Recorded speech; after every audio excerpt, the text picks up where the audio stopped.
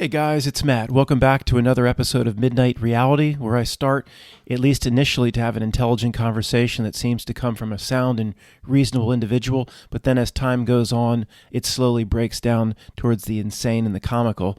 But it has a limit. This is Midnight Reality. It's not a voice in the night or the old-fashioned radio show that I haven't done in a while.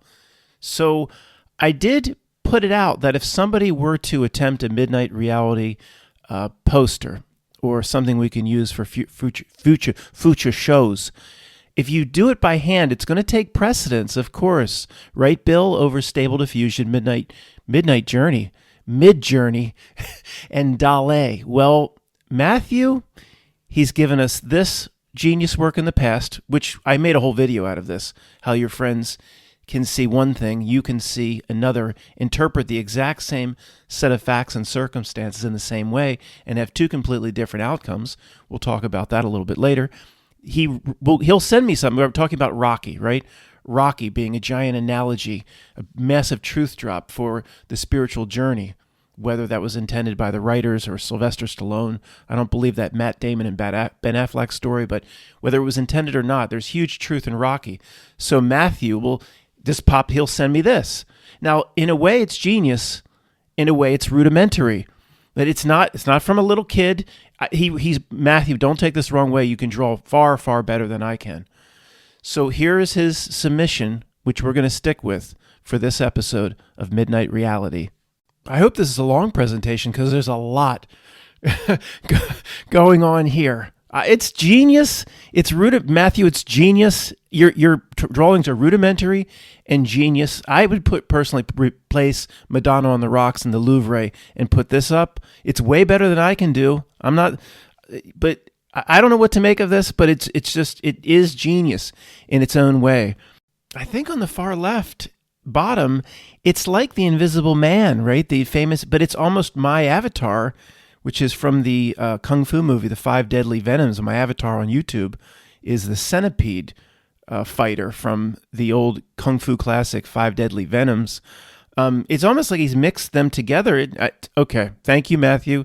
A ton of time was put into this. He actually sent me progress updates. We're sticking with it for the entire length of this presentation. Okay, guys, we'll start with this. Because it has gotten so far out of hand, reality has debased to a level that I couldn't possibly imagine 5 to 10 years ago. Just have to do 5 minutes or less on the woke stuff. I know we've talked about it a lot, but it keeps coming and coming and coming. It's just mind-boggling. It's being sent to me. I don't watch the news. I know this is a gigantic story all over the country, especially in conservative circles or Trump supporters.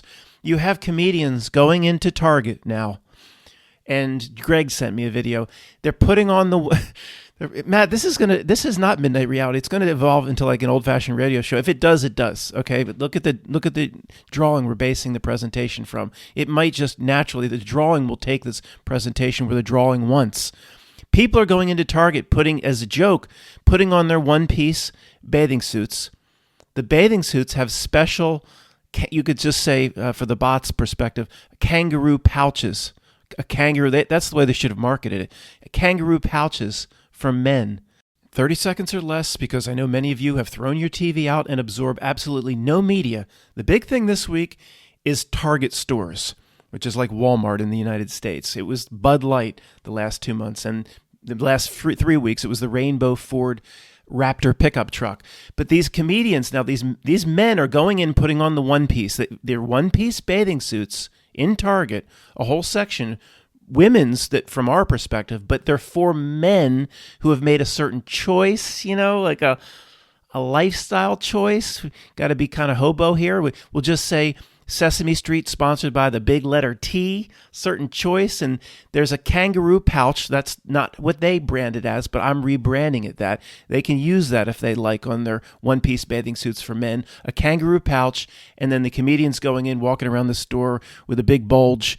It's getting completely out of control. A minute and a half or so for anybody new. Have to go over the basics here. There's all different levels here. Everything happening, of course, is by design. Target's not trying to find a new customer base. Target's not trying to find a new way to bring in profitability. Every time this happens, the company knows the backlash is coming. It wants, the not milk wants the backlash. Nobody, the Trump supporters, the QAnon people, the conservatives that are all upset about this, even the comedians, they just think it's just bad marketing. And they just will do anything to stick to their woke values. It's all done to create the backlash. Any $1 billion here or $8 billion lost by Bud and Bud Light, AM, InBev, any billion lost over here, backlash against Target stores, backlash against Ford Motor Company. It's all part of the plan. It's exactly what they want. And it's playing out perfectly from their perspective. And if anybody's screaming, first grade truthers, I can hear you. Matt, no company wants to lose $5 billion. You're a first grade truther. You don't understand how things work. These companies that apparently took this hit because they made bad choices, sure. They didn't lose anything. Okay, if Bud Light or AB InBev complains to the dark reality or those sitting around the creepy table, we lost $4 billion more than we expected. This was not in the plan. I mean, who knows how it goes down? It doesn't go down as rudimentary as people talking around a table. There's millions of things here we don't understand. But nobody's taking a risk at Budweiser. If they go out of business, that will be part of the plan. If Disney goes out of business, that will all be part of the plan. It won't be unexpected. If a representative of AB InBev has a seat at the creepy table because they've been the focus in this Bud Light, Dylan Mulvaney, if anybody doesn't know, they got another tea, very flamboyant to market Bud Light, and the backlash is, hundreds of millions of people have said they'll never buy Bud Light again, all by design. So a representative from AB InBev leans timidly, very quietly and timidly into the creepy table into discussion. Can I speak? Who are you? Who are you? I'm a representative of AB InBev. See, the problem is, let him speak. Oh, sorry. We lost $4 billion more than what was in the plan. It's much worse for us. What? Shut up. You've already been made whole. Our representatives through Fed channels have already funded your account, and your entire executive team has been made rich. Now shut up and go away and let the demons continue their discussion. Does it happen just like that? Probably not. But that's basically what happens. We don't need to know. We'll never know. But even Greg, my buddy Greg, who I've bounced truth stuff off for I don't know how many years now, he's watching too much news. He's even falling for it a bit, Greg, if you're listening, where he'd be like, Matt, okay, yeah, I see. He would say to me, it's not my first rodeo. I mean, I see what's happening here as well as you do. But this is much worse for Bud Light than they expected. Like, it's just spiraling out of control and they had no idea what would happen. And I'm always like, no. Let's just say it actually is spiraling out of control more than they expected. Then they're benefiting. They're thrilled with it. Where Greg would be like, now they're worried. No, they're not worried at all. They're thrilled with it. In 2 seconds, with a few pushes of a button on a keyboard, how many ever billions can be sent back to AB InBev in 1 second? There's never a money issue. That's the one thing about this world. There's never a budget issue. There's never a money issue. They can create $1 trillion a second with one keyboard. What I've been thinking about the last week or so is, what do the employees think at these companies? Now, for the most part, they're on the download. There's this weird thing going on with our friends and family. Like my friend Tony, just can't see what's right in front of his face. And we call it the download, call it the frequency. They're tuned to the radio station. We've talked about that. But what's good? They're not all completely at the Donald Sutherland body snatch stage, right? There's still some pretty regular people. Disney has hundreds of thousands of employees, AB InBev, hundreds of thousands, whatever they have. It's thousands and tens of thousands. And there's different types of people. Some are more real than others. Some could be NPCs. We don't know if that really exists. But there's thousands that must be going, like, what are, quote, we doing if you worked for the company? Like Disney employees, I think about for some reason more than any other. Just one woke fail, one failure, another failure in a TV series, destruction of Star Wars, Book of Boba Fett, one of the worst series of all time, Obi-Wan Kenobi, one of the worst series of all time. And now it's Indiana Jones. Looks like it's going to be just as bad. Another destruction of a beloved character. Tens of thousands of people at Disney going, What do they say to each other at lunch? Like that's what and it doesn't matter. Matt, do we need to know that for our spiritual journey? No, that's 2 sentences. We have that figured out. We just ponder this stuff for fun at this point. But what are they thinking? They can't be sitting over the lunch table saying, boy, this Indiana Jones movie, we got a pre-screening because we're an employee. It's so wonderful. And they must know it sucks. Or thousands at least aren't completely on the radio station. What are they thinking? What are even the Bud Light thing saying, well, why would the executive marketing team use this person? Go look at pictures of Dylan or whatever. I mean, nobody would ever decide to. That's why we know it's all part of the games that the Not Milk is playing. But what do the employees think? Like, why would they do that? Like the employees at Ford Motor Company. Like that's some, there's still some old school there. Their father worked in the plants in Michigan. This is a tough group. I know that's gone away and it's overseas now, but that element is still probably, there's traces of it at Ford. And that's still thousands and thousands of employees going at lunch. Like, they're saying this, why would we make a Raptor pickup truck that's rainbow colored to market it to? Why would we even do this? And then here comes didn't they see what just happened to Bud Light? Here comes the backlash. I'm thrilled and fascinated by what do the employees think. And this I don't really have I don't know. I mean, if somebody could come to me probably pretty easily and say, Matt, I work in one of these companies and I'm one of the few that hasn't been body snatched. I'm one of the few that made it to the end of the movie, Invasion of the Body Snatchers.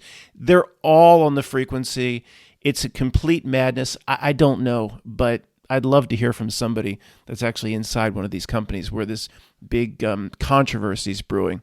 Last part before we move on. Why are they doing this? Why is each company stepping forward and willingly taking the hit, knowing this backlash and the boycott of their products will be coming along with the backlash?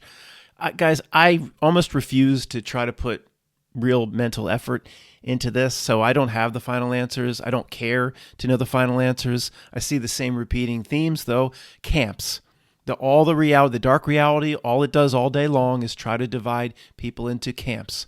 So there will be, again, in Greg's family, somebody's nephew was screaming at Greg's dad then that no, a 5-year-old kid should not be able to decide if one day it wants to be a you-know-what and another day it wants to. Then a camp is formed, a division, a hatred amongst people, that it just works to do that all day long. It knows that a whole section of the U.S. is going to take a side on this issue, and you would wonder, well, who's taking the other side that the kangaroo pouch should be in well, okay, I hear you. It doesn't seem to be, other than the real radicals that just run up and down Market Street in San Francisco. Other than certain groups, there's not going to be a giant group defending that, Target should be marketing pouch hangers in the front of the store next to the children's stuff. And Greg says even in the Target, he's seen it. They have for kids, almost for babies, like a rainbow and just really sick stuff. So the answer could potentially be pretty simple. It is a louche monster. It needs the emotional energy and the negative energy and emotion of real generator beings. Maybe it's this simple. Maybe it is like a heroin addict. And it needs mo. The master egregore, it's many egregores. If by that notion, though, if that's the case, then it has to keep upping the ante. It has to keep getting crazier and crazier. Can it survive if the pendulum swings back to the other side? It creates more controversy. In the short term, it harvests louche. Any sort of friction, any sort of camp that can create controversy, it ultimately wins or feeds from. But how much more can it keep pushing the edge of the envelope? Whatever, I learned that from Top Gun. I don't know what that means. So possibility number one, it's an energy addict, and it has to keep playing this stuff out, and it will get worse. As possible to believe, it will get worse. Do we sense it's going to get better or worse in this regard? Right? At least in the short run, over the next year or two, at least until the next eclipse, whatever that means to them, I think it's going to get worse. The other possibility is all this type of movement would be needed to revitalize Trump. If they're going to bring that actor back and he's going to play that script out again. You need to energize or generate this space, and Trump will take the podiums and talk about the woke and all that. I mean, that is first grade stuff. Matt, surely there's more complicated explanations than that. There are. Okay, but let's just move on. Who cares? As we've talked about, at this point, unless you're new here, it only really matters to understand reality or what's happening if it can help in any way you understand yourself or your own goals and journey here. Oh, that's not always going to happen. I mean, a lot of what we just talked about, analyzing Bud Light's dilemma, that doesn't help my spiritual journey yet. Okay, we do return to that from time to time. Just in general, if you're going to spend serious time on it, maybe just kicking your feet up with some Pabst Blue Ribbons and your Peter Stuyvesants and listening to me for fun. But if you really are going to put effort and investment into it, make sure in some way it translates into you knowing something about yourself. And in this, taking it a step further in this way, it does. So I've screamed this for many years now. And if there were three things I could tell a first grade truther that say there's somebody's getting on a subway in New York and the subway was rolling out and the doors were closed and I could just yell three things. And one of the things to stress would be, I'd say, always back up as far as you can and look down on it and then back up farther. Always, when you think you have the whole picture, don't believe you have the whole picture. Go back another 100,000 feet and look down, and then try to keep going back to look down. We know for sure if you're too close to it. Greg, my buddy, starting to watch a little news, Fox News here and there about what's happening at Target and Bud Light. And I can see it gets too close to it, and it skews his understanding of what the entire Not Nilk is up to. And who is more skilled in terms of understanding the Not Nilk than Greg?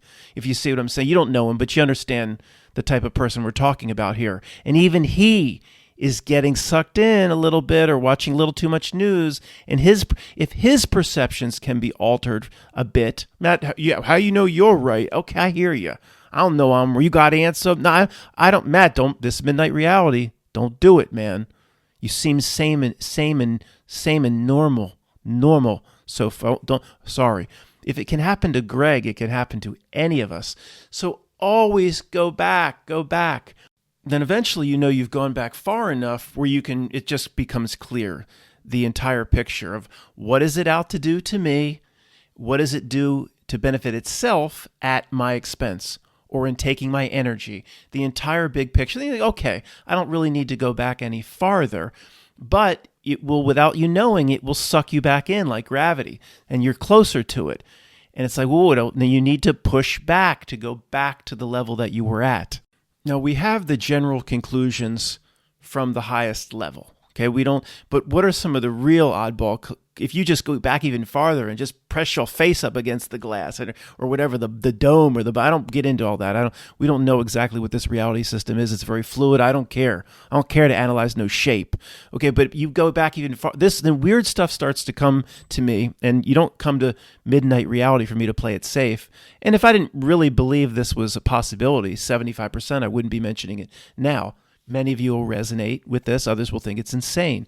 But it's almost like this reality has been designed for me. No, I don't believe in no solipsism. I'm the only one here. No, it could be a limited solipsism. There could be a very small number of real people here in the thousands or tens of thousands, whatever it might be. Or there could be a billion real people here.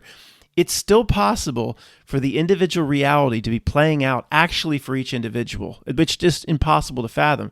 So I'm thinking, if you go back all the way, which I've done many times as far as I can possibly go, what are the chances that the reality, let's say when I was born and as I grew up, the presentation of it seemed we've talked about this before, and you'll understand where I'm taking this, so 1 minute or less. Its presentation was legitimate, even though it still was delivering kind of the same lies and deception. The whole reason for the Vietnam War, cooked up, bogus, Gulf of Tonkin, set up. But its presentation, it was more believable. It was more legitimate. It was Walter Cronkite out there, and it wasn't just that we were fooled. That's what people will say, Matt, you were fooled back then. So it seemed, no, look at Target stores today. Look at Bud Light. No, it's not that it was always this way, and now we can see. It's both. We can see now, but it has upped its Richter scale of clown show, if that even makes sense. Its Richter scale of clown show, the Richter scale, an 8 earthquake ain't just 2 more than a 6. It's 100 times more than a 6. It's a 10 scale, 10 to the 10. And then it's one more step up would be an earthquake 1,000 times more. Its clown show works the same way. This stuff didn't exist, this insanity in the 70s and 80s and 90s. So it's both. We can see more, but it's upped its clown show Richter scale. Matt, you don't need to draw me a sketch of that device, my man. We're good. But if you really want to. So it's both. So I'm thinking, what are the chances that I'm born in the exact right time where a reality designed for me, for my wake up, a reality that's here to facilitate my wake up, really legitimate in the 70s. The news seemed real, and then the presentation was serious, and Walter Cronkite. And then just where the wake up happens, and as the wake up happens, which is the catalyst was the 7-Eleven job application, then it just becomes clown show, Richter scale's clown show, to the 10, to the 100th power. It's almost like, I say, this reality is like designed to wake me up. I guess we have talked about it in the past with the truck and tractor pull example, where at first the pickup truck in the mud is pulling the weight, but the weight is sliding along a bar, a beam, whatever it is, a 3-ton or 4-ton weight. And it's as it gets closer to the pickup truck in the mud, the leverage goes down and the pickup truck just stops. The reality is facilitating wake up in me, but in many of us as well. But just from my perspective, I think, what are the chances that I happen to be born in the exact perfect time where I could look back and see, because I'm in my early 50s, a reality that still was deception, still was lies, still was cheating, still was cronyism, still was fake money, but its presentation was very legitimate. For, 30 some years, I'm proud to be an American where at least I can get Bud Light. I did all that patriotic stuff. Then it just starts to break down, and it's like a reality designed for me to facilitate my wake up, so I don't want to ever come back. It's like the reality itself is trying to drive me and real people away, saying we're going to make this so bad. You say you have to cut ties and cut attachments and don't look back, at reality. That's about cutting ties and attachments, and don't covet it. That might facilitate a reincarnation, or David Icke's being shed out the back of Saturn into the moon matrix. But as it's helping me, because there's nothing that appeals to us anymore, at least about screen reality. The nature part, the game board, that's different. The part that's right around your heart center, and a bird and your dog and your cat, that's always a beautiful thing where you can say, heaven is here, heaven is here today. But the screen reality, it's like, I hate to put it this way, but it's doing the best it can to drive me out of here. So I don't ever have even a chance of wanting to experience this reality system. Like, well, how could is it doing that just for me? But no, but maybe many of us there, or at least maybe it's set up to do that for the multitude of us, which is a very small group overall, that are on the same journey. But then you'd say, well, this is a unique time in history. Well, maybe not. Maybe it played out the same way for a certain group in 1850. Or maybe they saw the horrors of the Civil War, and that was their equivalent to the Bud Light thing now, and much worse, and say, I'm never coming back here. I saw the blood, or whatever it may be. I don't need no truth or comment on the Civil War. Matt, don't you know? No, this ain't my first rodeo. I don't need those comments. I've been around the rodeo a few times. This ain't a sidebar to the Civil War. We could do that for a few hours sometime if you want. I know there are issues there. But whatever point of history it is, there could be, the way reality plays out, a segment, maybe that has a lot to do with astrology, when you were born, under what stars, where reality is seeing to it that it could be 1300, it could be 1500, it could be 3000 BC. Reality is seeing to it that this group doesn't ever come back to this shit show. Yes, the reality in this regard is helping us. Of course it is. These a-holes here that work for the Asshole Dark are role players. They're pathetic minions. In a way, they're helping us out. Only the first grade truther can't see that. And the most incredible thing of all time, this reality is almost all things to all people at the same time. I mean, just even inside of our own community, you can slice and dice us into first grade truthers, just worried about the next mall event or the next school event. Like, just, we did that 10 years ago. We hope you need to move through that. Or this group kind of inside our community is they're into aliens and the ancient ties between the Not Nilk assholes and minions and Lemuria and Atlantis and ancient Babylon. I mean, all these different camps and segments. How could reality deliver so many different enticements and different things to all different types of people at the same exact time? Even between, forget inside of our group, someone like me or you or Greg, to my friend Tony. It's delivering the reality suited to them at the same time. It's supernatural how it does business. The ship of fools.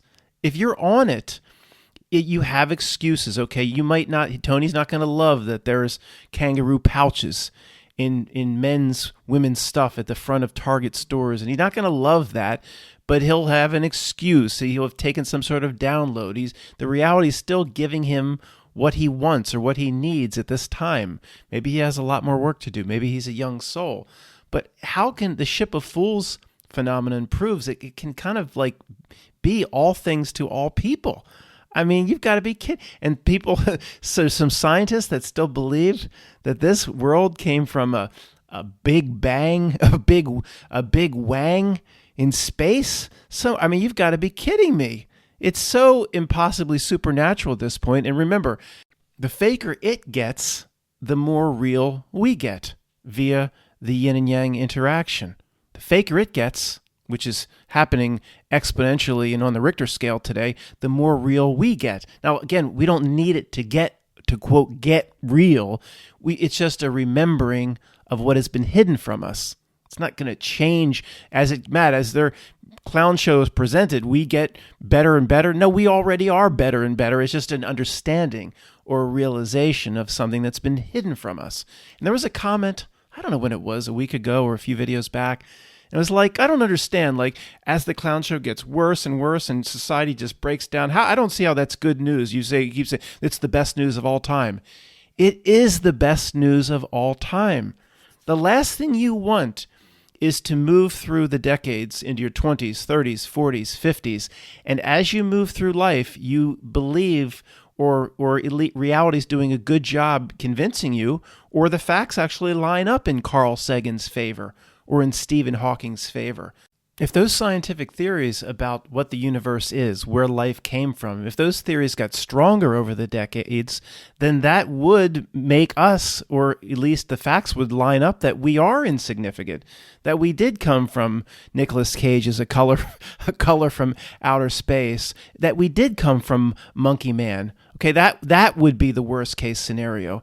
If everything was legitimate in the scientific presentation and they had more missing link bones other than just like 4 bones from something they call Lucy, then that does kind of tell us that, what Darwin's saying, what Carl Sagan's saying, what Stephen Hawking's saying is true about the universe. Therefore, I am probably from Monkey Man and I am insignificant. So that would be the worst case. Of course, those models are ridiculous. They broke down a long time ago. I don't know how the scientific community still believes in them. It's the download of the frequency or something like that. So as the world gets crazy insane, as it gets crazy on the telephone, as it gets crazier and crazier insane, then that is the best news of all time to us, because they can't have it both ways.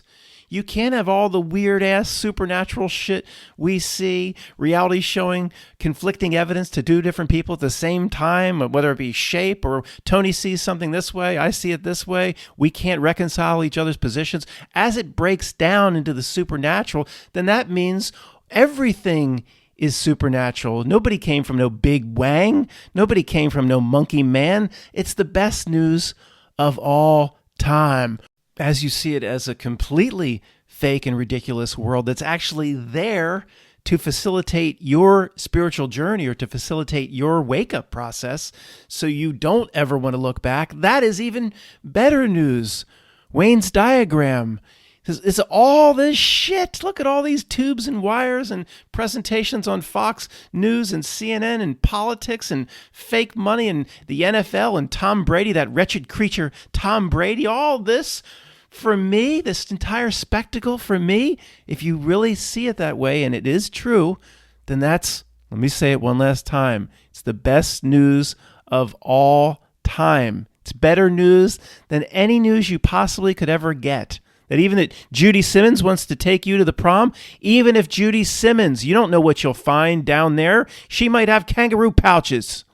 Okay, Matt, let's just say I believe your horse shit that what it's trying to do to us is just 2 sentences. Like, you've got it all figured out, you genius jerk. And what we need to do for ourselves is just a few sentences or one run on. And okay, let's just say you're right. Okay, which you're an insane person that should be in a loony bin. But what do we do now if you're right? What do we do with the rest of our lives? Well, it's a good question. I think we came here for a reason. I think we have to play it out all the way. If you come to a certain conclusion, Matt, I'm not going to learn anymore, and I just want to let me go play tackle football with a train. No, you got to play it out. You got to see it through. From the perspective of outside of here, it's not even 1 millisecond. Just go into a closet, come right back out. There's no time outside of this place. How do you know? It's just almost obvious at this point. It's logical. And you sense it in your inner knowing. I sense it in your inner knowing. Time is just a construct of this place to have the experience. So you got to see it out. You got to see it through. But you haven't done all the work. If you're like me, there's a rooster up the street that bothers the heck out of you. There's still a lot of work to do. I'll give you one of the examples I have right now. It bothers I'll just be very honest with you. We get into these dry situations. There's a lot of trees, bushes I've taken care of, plants. There's animals outside. We go 3 weeks with no rain. We've had 3 really, really good days of rain in a month and a half. The grass is a week away from getting brown this early, and then these yahoos will fire up their fireworks. They don't care how dry it is, and then it starts to stress me out. Okay, this is something I need. I care about the plants. I care about the animals. It starts to really bother me. Someone will call me, let's go for a walk in Valley Forge Park. It's all drying out, browning out. I almost can't do it. It bothers me. I think about it 20, 30, 40 times a day. This is work that I have to do. I have to get past this. I'm doing better than I have in the past. This might seem ridiculous to you. We all have these issues. We need to do the work until the last day we're alive in this place.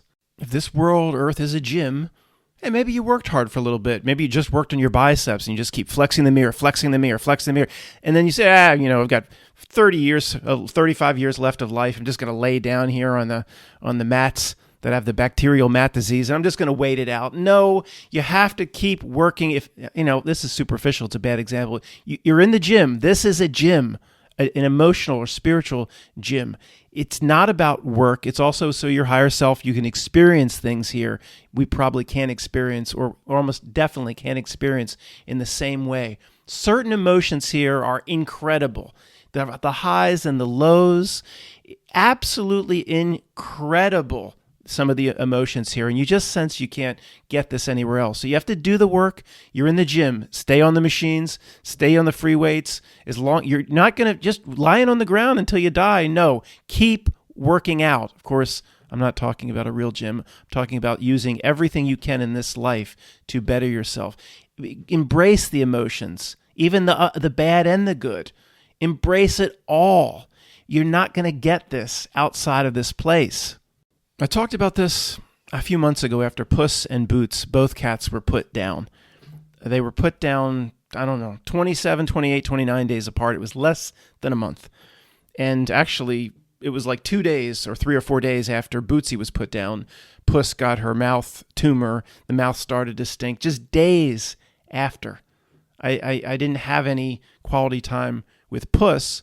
Bootsy was a lot more difficult on, peeing all over the house, etc.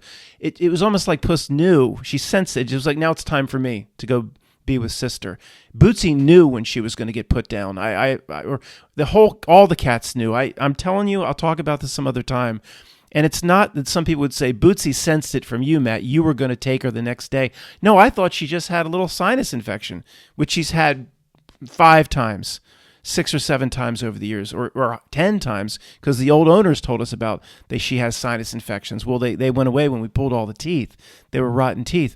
But I thought it was nothing. Just another, oh, she's still getting the sinus infection, even though we pulled all the teeth. I didn't think in any way she was going to be, but she acted. I'll talk about it sometime. It was so bizarre. She knew it. I'm telling you, she knew it. But we'll do the cat video some other time. The point is, okay, 2 cats within putting down, within less than 30 days. Now, the sorrow, is just, even though they weren't originally my cats, okay, very, very difficult. But there was something, it was almost in a way pleasurable. I know this sounds sick. Pleasurable, this tremendous feeling of sorrow. It was horrible. But one little side of me enjoyed it. It's like, is this my higher self just soaking this in? And I've said if there's any governors here or limitations, I've said if there's another aspect of me spiritually that's here, it might be up to you to do this, to do what I did. I don't know. I didn't take any chances. I'm giving my higher self access to any emotion that I have, whatever it wants. Take it, use it, so we can be done with this. Okay. There could be a governor or you have to assume that everything in this reality system is a trick. And you have control over all of it. That's why it plays its trick. So nobody thinks that they have to open up their connections between themselves and the part of them that's not here, or their higher self.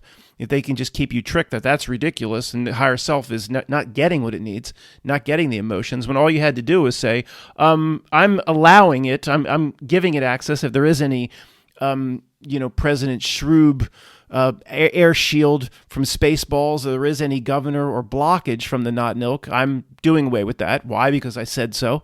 And I'm giving access to my higher self, whatever it wants. Take whatever you want. If I get excited when the wind blows, take that. Do whatever you want. Take it and get us the heck out of here. So it's almost like there was a side of Matt. Do you recommend that? I do what you want. I just feel I do whatever I feel I'm called to do, and I did that. So there was like a side of me that was like loving the sorrow, the tremendous sorrow. I mean, to an entity that has no access directly to those emotions, that could be just as amazing of an experience as wonderful laughter or whatever it may be. It's to experience all of it. So I'm sorry if I'm not going to re-record. If that was sick to you, that a little tiny part of me took some sort of weird pleasure from the morning of Puss in Boots, the morning, not the morning of the morning, then I don't know. Maybe I didn't explain that well, but I'm not going to re-record. Just being very honest, and maybe it was the aspect of me going like, yes, give me like a sick addict or something. Higher self, you better not become addicted to the sorrow, you son of a bitch. Don't be addicted to the negative, dude. No, you better not be like a higher self from Severance. Matt, stop messing with your higher self. I'm going to kick your ass someday. No, Tony says, it is me, I am it. It is one. Like the truth drop when he took her home in 16 Candles. Who are you? I'm him. Who's he? He's me. Maybe is that a higher... Matt, are you saying it could be a higher self to us, a ratio truth drop in 16 Candles? I don't think that whoever produced the movie that did the Breakfast Club was really knowing or trying to do that, but it could be there, possibly. And if I interpret it that way, then it's on me. So what? So what? That's loony bin stuff, Matt. Who are you? I'm him. Who's he? He's me. Have fun. And then, the dress kind of flies up.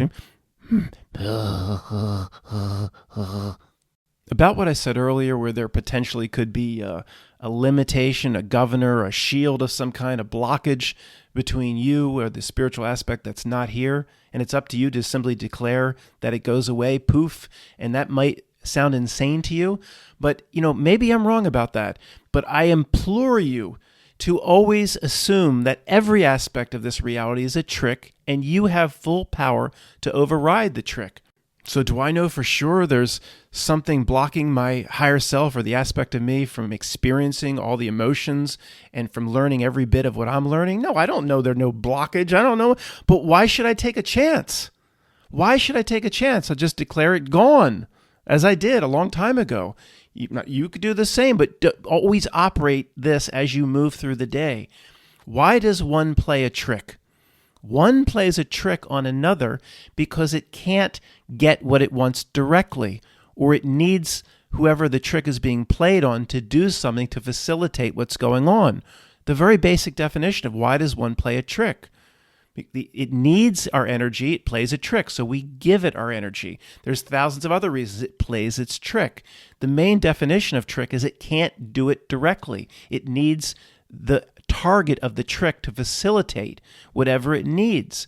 Why should I think the trick ends with whatever I can see? I must assume the trick is all over the place, and any little hint I can get, like, wait a second, there's something, maybe there's a spiritual part of me that needs to learn every damn bit of what I'm learning here. And maybe it's only, if it can't experience it directly, then it's only going to get my damn narrative and my exit interview when I'm done, is to sit down with cue cards and write notes. And say, this sucks. There was that blockage. I couldn't experience anything your broke ass was experiencing. So you just got to tell me about it. In fact, this sucks. Matt, you are little Matt, part of ourself. I'm going to send you back to Earth, you son of a bitch. Send you back there, because this ain't good enough, this exit interview. You just tell me about what happened when the wind blew, or how it felt when Bootsy and Puss were put down. This ain't good enough. Get back down to that Earth, you little son of a bitch. Get a new sweatshirt this time. So I ain't gonna take no chances. It also plays a trick on the one who is the target of the trick is the more powerful entity, because that's the person that will either facilitate the trick for the trickster or foil it, if that's even a word. I ain't taking no chances. So some of this shit will come to me. I'll say, okay, I'll allow my higher self to experience every bit of it. Why? Because I said so. Don't take a chance. Declare it. Now, we're going to be wrong in some cases, but what's the harm in doing it? What's the harm in doing it? I said a spiritual aspect of myself. It has to be me. I didn't just give away the ability for some demonic thing on some astral plane to take this or that from me. I didn't give that permission, did I? Let the affirmations come all day long. What do you have to lose? There's no downside to it. It could be gigantic wins. Like I've said this many times. Anything that tries to take energy from me or use me in a certain regard without my permission, oh my gosh. It's like what Paulie said out the window when they went to Los Angeles to train Rocky 3. He says, I'll squash you. If anything tries to take my energy, you have no permission, you scuzzo bums, I'll squash you. I'll squash you. If I can't do it now, I'll do it some other time. Declare it.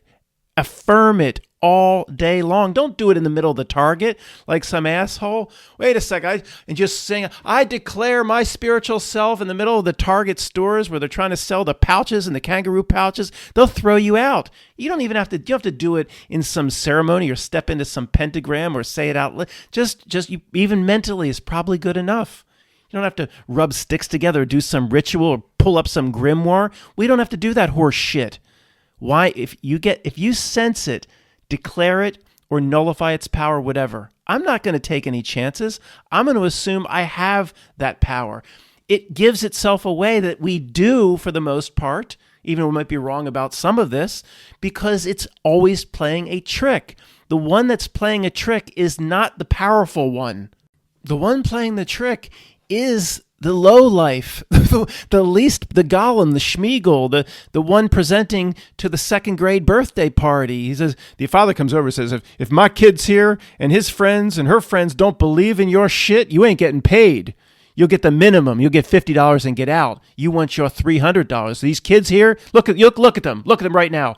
They better believe there's a real rabbit in your hat. They better believe. See, it's those in the audience that are being tricked by the second grade magician. They're in the powerful ones. The magician, the one performing the trick, is performing for them. We have to see most of the truth community, the controllers, the Illuminati, the powerful ones. They're giant fish in a small pond. If you back up far enough, they're jokes. Sorry. Whoever is playing the trick is in the lesser position. We didn't realize this in first grade when we started doing this truth stuff. How does most of the truth community still present it? Oh boy, controllers. Remember the first time I ever talked about these affirmations and the need to do them, whenever you sense it, was back, I've talked about it a million times, 30 seconds or less, the driver's license renewal. Got it every, I don't know how many years, 2, 3, 4 years, whatever. It seems like it's every 2 years, but go get the new driver's license. There's no driver's license to drive in the state of Pennsylvania. There's no reason for it. Absolutely, other than to hassle you, other than for the not milk to create busyness. You go in this horrible line, all these numbers are flashing. For this, step into line A. And then right when I was at the very front, they changed shifts and the people literally had a conversation. They put their feet up and had coffee. I was the next one and they were having a conversation. Oh, did you see the Mary Tyler Moore show last night? And I was like, get me out of here. Fine, relax. It's part of the test, Matt. It's part of life. Okay, relax. Thank you for the new driver's license. Go out. That name, all caps, that's the straw man. I affirm that that's not me. They want me to think it's me. They want me to operate, and I do need to operate through it. Unless I'm willing to go on the SS Minnow and wreck myself on the Gilligan's Island, I do have to continue to operate through the straw man. But I say, that thing is not me. It is not any way connected to my soul or spiritual self. Okay, that's the first affirmation quote we did and talked about the one today and haven't talked about this much, but how many hundreds of these can we come up with to nullify it, to squash it, or to get rid of it, or to break through it, or to do whatever? Why? Because you said so. If it wasn't that simple, they wouldn't be playing a trick to this magnitude. Oh, they got you at death, though, with their Saturn moon matrix. They got you at death. Oh, you're going to go into the light. You're screwed. You got no chance. Oh, really? Why is this entire reality system and thousands of different types of minions and systems within systems and governments, why is it working so hard all day long to influence me and lay down the nature of its trick? It never stops. It's 24/7, 365, like the Terminator. Why does it work so hard in my life if it has me so confidently at death? That doesn't make no sense to me. Therefore, I don't buy that I'm tricked and trapped at death. Looking at CNN.com, I should have done that before I started. I want to make sure there's nothing really massive happening in the world before giving this some sort of presentation. It says, lead story, Governor DeSantis of Florida, that's really legitimate. DeSantis has never levied such direct criticism at Trump before. The Florida governor is no longer tiptoeing around the former president. Oh, with a comment from S.E. Cupp. Is there anybody more obnoxious in the world than S.E. Cupp? Oh, boy. So, guys, okay, it pretty much goes hand in hand. If you believe in Trump, if you believe that Trump is going to come back and drain the swamp, they generally also believe in this Governor DeSantis of Florida. You don't need me to say this. Let's move on to something else. Every bit of it is a script. Every bit of it is by design.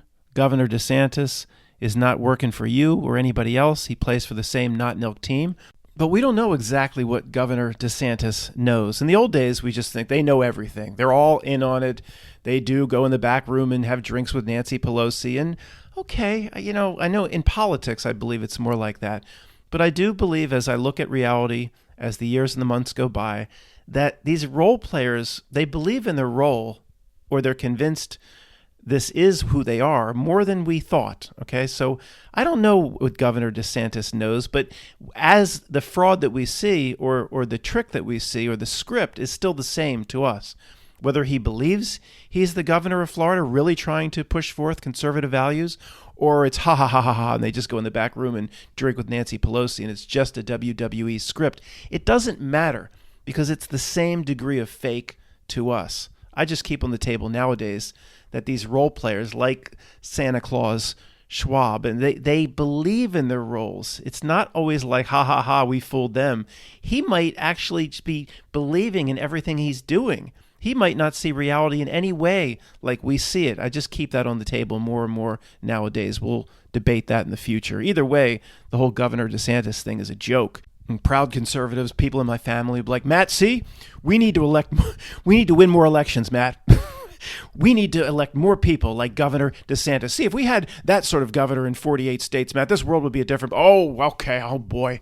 I mean, what I'm involved in, I made a mistake. I'll just shut the channel down. And is there a way I can actually campaign for Republicans? That I can't wait until that can change the world. But they always keep it right at 50-50. The Democrats have a few more people in the House, just a few more in the Senate. Oh, the Democrats, oh, how perfect that is. The Democrats get control. The Republicans get control. We could just get a few more seats in the House and Senate. Oh, let's go out and campaign. They keep it right down the middle like Goldilocks. It's so ridiculously unnatural. It is an absolute joke. I guess like Nancy Pelosi's officially retired now. Where would you picture her?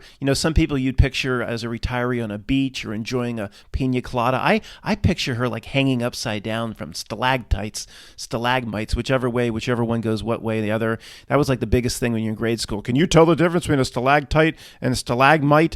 Well, either way, Nancy's hanging upside down from them in some cave somewhere, and there's dripping sounds and the smell of sulfur. Instead, she'll be alive in a few hundred more years, then recycle back into a body. Oh no, I at the end of the section, I went, wait a second, no longer House Speaker, but there's no possible way she could still be in Congress.